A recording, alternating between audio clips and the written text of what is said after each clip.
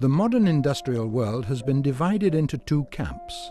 The first one unites all opponents of all kinds of asbestos. These are the manufacturers of artificial fibers and synthetic replacements of the mineral. The second camp incorporates those who produce and process chrysotile on an industrial basis for everyday use. Those who are for chrysotile stick to a scientific approach and campaign to preserve their jobs. Their opponents act only on the basis of their business interests and ignorance, not taking on board the latest research results. It is interesting to note that the anti-asbestos lobby unites representatives of those countries that had been using amphibole asbestos in industrial construction for 40 years without control. Now they speculate on the sad experience of the past. Only one case of illness caused by amphiboles provoked a chain reaction. After the lawsuits, scandalous articles were in the mass media. The inclusion of asbestos in the list of hazardous substances listed at the Rotterdam Convention. There are also calls to ban chrysotile. Our opponents claim that asbestos-generated cancer has killed more than 100,000 people. My question was put directly to those researchers of WHO who perpetuate the ban on asbestos. From where did you get this figure? If we say that 50,000 workers are going to lose their jobs, then we say, here is our data. The factory staff number 50,000. So from where did the 100,000 deaths come? The use of chrysotile is under thorough control at the production stage. Modern technology and the requirements for labor protection, as well as its industrial safety, exclude any possibility of fiber's negative impact on workers' health.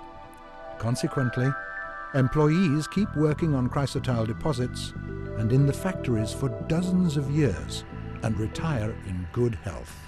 One of our workers, an old woman, has just celebrated her centenary. She worked at the factory and then transferred to our mine, and she's registered with our council. Her eyesight is poor, but her lungs are sound. Doctors also confirm the safety of chrysotile's controlled use. Throughout the history of industrial mining in Russia, they have been closely examining health of the professional workers. They have also been conducting various kinds of lab research on chrysotile's fibers. Russian experience proves that there are more hazardous productions in the world and, in comparison, any impact of chrysotile exposure has turned out to be insignificant. There is a considerable number of manufacturing processes which are more hazardous than chrysotile asbestos manufacturing. Chromium compound MAC manufacturing is 100 times more stringent than the production of asbestos. About 2 weeks after starting work, workers can suffer from nasal septum destruction and possible onset of stomach cancer after about 6 months. Russian government supports chrysotile production. It provides jobs and the development of the cities that are living at the expense of such plants, and these plants also operate on the international market.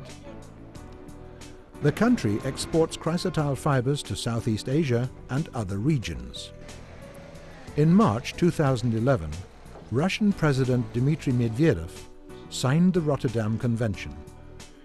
This move will let Russian manufacturers carry on with their campaign for chrysotile. But the resistance from anti-asbestos lobbies is still strong. The EU government decrees that we must ban chrysotile. For goodness sake, you banned it. We do not go to the plant. We do not try to persuade anyone to use chrysotile. It's they who go to India, China and Russia shouting, "Ban chrysotile," offering substitutes. When they tell me that I'm a lobbyist, I ask my question.